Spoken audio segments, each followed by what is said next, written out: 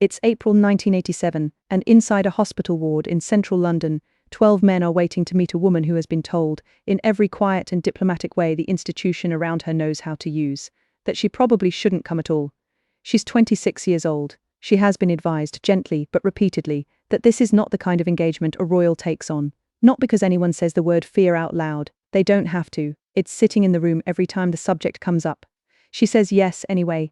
And in a few minutes, she's going to do something with her bare hand that no one wearing a crown, a title, or a household surname has ever done in public before. Something so small it barely qualifies as an act at all, and something so enormous that 3 decades later, people still measure the moment the world's fear of a disease started to crack, from this single afternoon. If you think this is a story about a handshake, you don't understand yet what was actually being risked in that room. Stay with us. Here is what gets flattened every time this moment gets repeated back to us. The popular version makes it sound simple. Princess visits hospital, princess is kind to sick people. A nice thing that nice people do. A caption under a photograph, filed away as one more item on a long list of things Diana was good at. That version isn't wrong. Exactly. It's just small. It shrinks something that was never small to begin with. Because in 1987, AIDS was not simply a disease. It was a verdict. It carried a silent accusation with it everywhere it went, about who you were, who you'd been with, what you'd supposedly done to deserve what was happening to your body. Men were dying in hospital corridors while nurses in some wards wore full protective gear to bring them a food tray. Some patients were left alone for hours because staff were afraid to walk in the room. Family members stopped visiting. Funeral homes in more than one country refused to handle certain bodies. The illness didn't just attack the immune system, it emptied rooms. Diana had already been living close to this fear long before that April morning, in the loneliness of a marriage that was quietly falling apart. Many of the people who stood by her, who escorted her, who lightened the weight of her days, were gay men working in fashion, ballet, and art, and she had already begun watching some of them get sick and die. This wasn't an abstraction to her. It wasn't a press opportunity dressed up as compassion. She had already buried people in her private life that the public didn't know she'd lost. So when Middlesex Hospital reached out and asked if she would open the country's first dedicated HIV and AIDS ward, she wasn't stepping into unfamiliar territory to make a gesture. She was stepping towards something she already understood far better than the people advising her against it. Now here's where the tension actually starts. Taking on that invitation was exactly the sort of politically loaded, socially progressive statement that private secretaries usually worked hard to steer their principals away from. Read that sentence again slowly, because it's doing more work than it looks like it's doing. This wasn't a case of nobody thinking to raise concerns. Concerns were raised. This was the machinery of the institution doing precisely what it was built to do, identifying risk, calculating exposure, and quietly steering its most visible asset away from anything that might attach controversy to the crown. An unmarried 26-year-old princess, a ward full of dying gay men, in a decade when that phrase alone could ignite a tabloid firestorm. A virus that half the medical establishment still didn't fully understand and that most of the public was outright terrified of. Every instinct built into that palace machinery would have said, send flowers instead. Send a representative. Do not put her in that room. She went into that room. She was intensely nervous about it. Genuinely physically nervous, and she said yes without hesitation anyway. Sit with that pairing for a second because it's the whole story compressed into one sentence. Not fearless. Nervous the way you get before something that actually matters, the kind of nervous that only shows up when there's real weight behind a decision. And she walked toward it instead of away from it, which is a different thing entirely than not being afraid. By the time she arrived at the ward, something had already been decided in her mind that the hospital hadn't even asked of her. She had resolved on her own, not simply to cut a ribbon and make a polite appearance, but to shake the hands of 12 male patients without wearing surgical gloves. Nobody required that of her. The gloves would have been expected. Reasonable, even, by the medical standards and public panic of the moment. Nobody would have questioned her for wearing them. A quick visit, a careful distance, a photograph from a respectful few feet away, that would have satisfied the obligation completely. It would have counted, it would have gone in the diary as a job done. She had decided that wasn't going to be enough. This is the turning point, and it's worth slowing all the way down for, because everything about what happens next lives inside a single ordinary human gesture that had never once been performed in public by anyone wearing her position.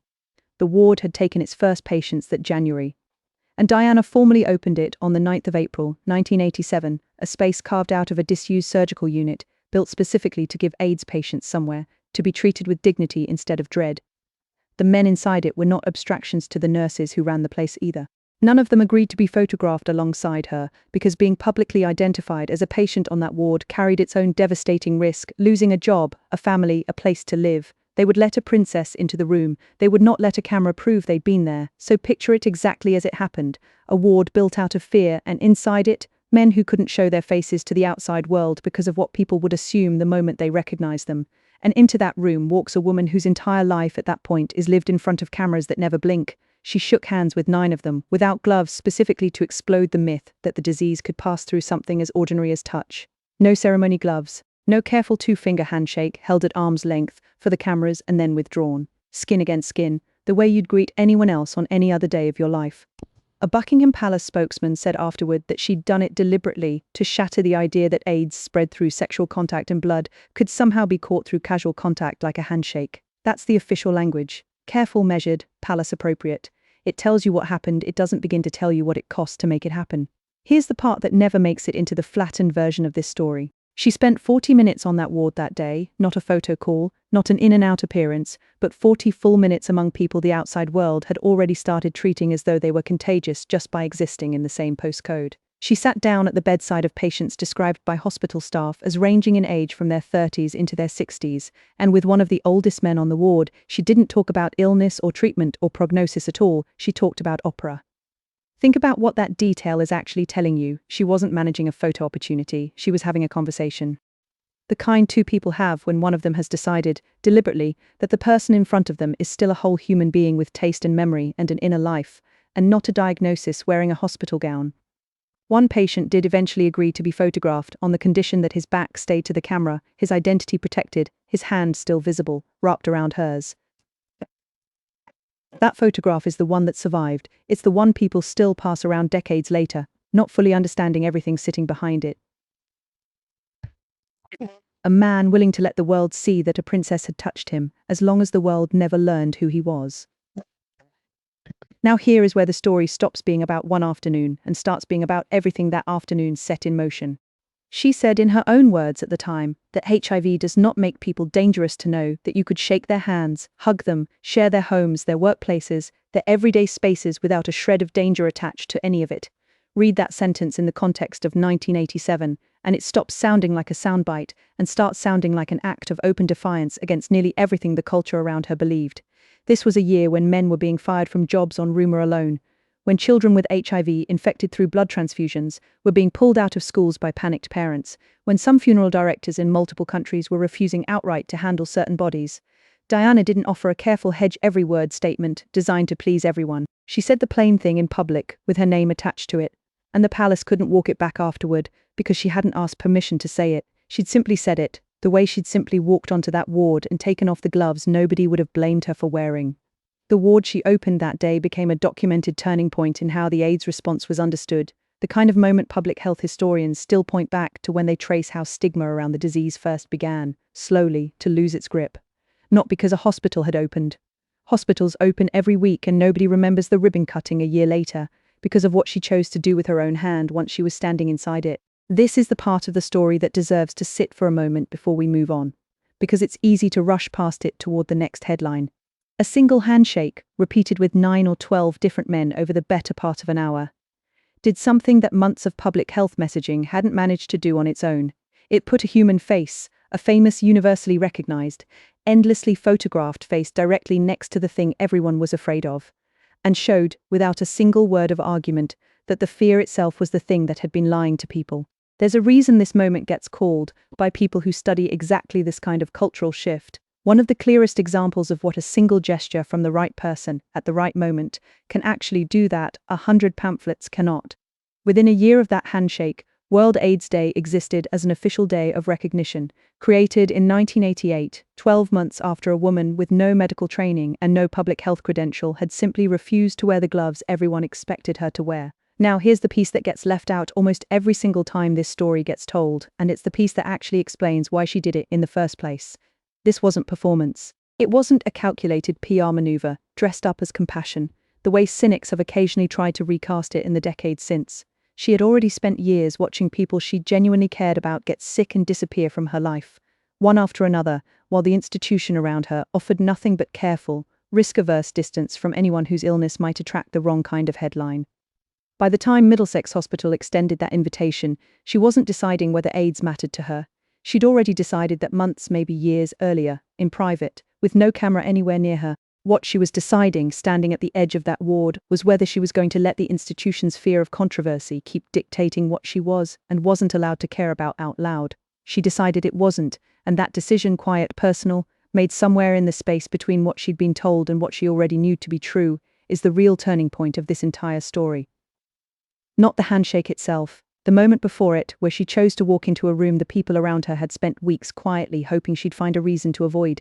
Here's what that decision actually demanded of her, stripped of all the polish that 30 years of retelling has added back onto it. It demanded she risk being photographed touching men that a significant portion of the British public, in that specific year, viewed with a mixture of fear and moral judgment that's genuinely hard to fully reconstruct now, decades after treatment made HIV survivable. It demanded she risk headlines that would have been vicious, coming from exactly the kind of press that had already shown they were willing to print anything.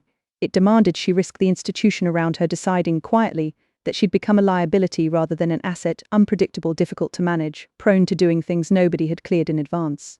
She weighed all of that, and she still took the gloves off. There's a version of this story where that's the ending, a nice photograph, a kind gesture, filed away as one of the sweeter footnotes in a life that would eventually end in tragedy a decade later.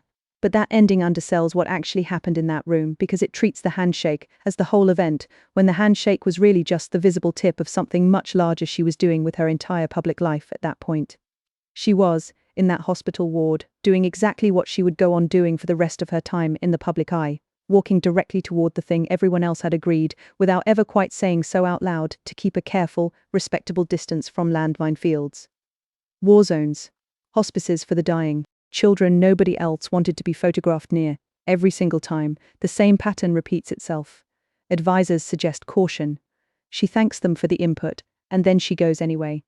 The ward at Middlesex Hospital wasn't an isolated act of kindness. It was the first clearly documented instance of a pattern that would go on to define nearly everything meaningful she did with the platform she'd been given, and arguably the moment where she first discovered, in front of the entire world, that she had more power to change how people felt about something than any of the official machinery surrounding her did. 12 men were waiting for her that day, and the woman who walked toward them, hand extended, ungloved, was a 26-year-old who had been told, in every polite institutional way available, that this was exactly the kind of risk a person in her position was supposed to avoid. She didn't avoid it. She sat at the edge of a stranger's bed and talked to him about opera, because that was what he wanted to talk about, and because treating him like a man who still had opinions about music was, in that specific moment, more radical than any policy statement anyone in government had managed to produce. She came back to that same ward 4 years later, in July of 1991, this time alongside Barbara Bush, the First Lady of the United States, because a single visit had never been the point. The point was making sure the door stayed open once she'd walked through it the first time. Every account of that April afternoon that survives, the hospital records, the palace statements, the reporters standing outside who weren't allowed inside the ward itself, the men who were there and spoke about it afterward, circles back to the same basic fact, stated in slightly different words each time. A woman who had every reason and every available excuse to keep her distance chose instead to close it completely. That's the story underneath the photograph everyone recognizes and almost nobody fully understands. Not a princess being nice to sick people for an afternoon. A 26-year-old who had already lost people she loved to a disease. The world was too frightened to look at directly, deciding that the fastest way to fix that fear was to walk straight into the middle of it and refuse to flinch. She was told, in every quiet way the institution around her knew how to communicate it, not to make this her fight. She opened the door anyway, and on the other side of it were 12 men who, for one afternoon, got to be touched like human beings instead of feared like a warning label, and a watching public who, whether they fully registered it in the moment or not, had just been shown, by the most photographed woman on earth, that the thing they'd been taught to be afraid of had never deserved that fear in the first place. That's the moment people are actually remembering when they talk about Diana and AIDS. Even if they've never heard the details laid out this plainly. Not a headline, not a photo op, a door she wasn't supposed to walk through, opened by a hand nobody expected to see uncovered, and a room that was never quite the same afterward, because she'd made it impossible for anyone to pretend the fear had ever made sense. If this mattered to you, if it changed even slightly how you picture that photograph the next time you see it, hit the like button before you go. It helps more people find the real story behind the image, and that story deserves to be found. Subscribe if you haven't, because there's more of this to tell, and we're going to keep telling it through the moments that actually happened, not the flattened versions that get repeated until they lose their weight. We'll be here for the next one.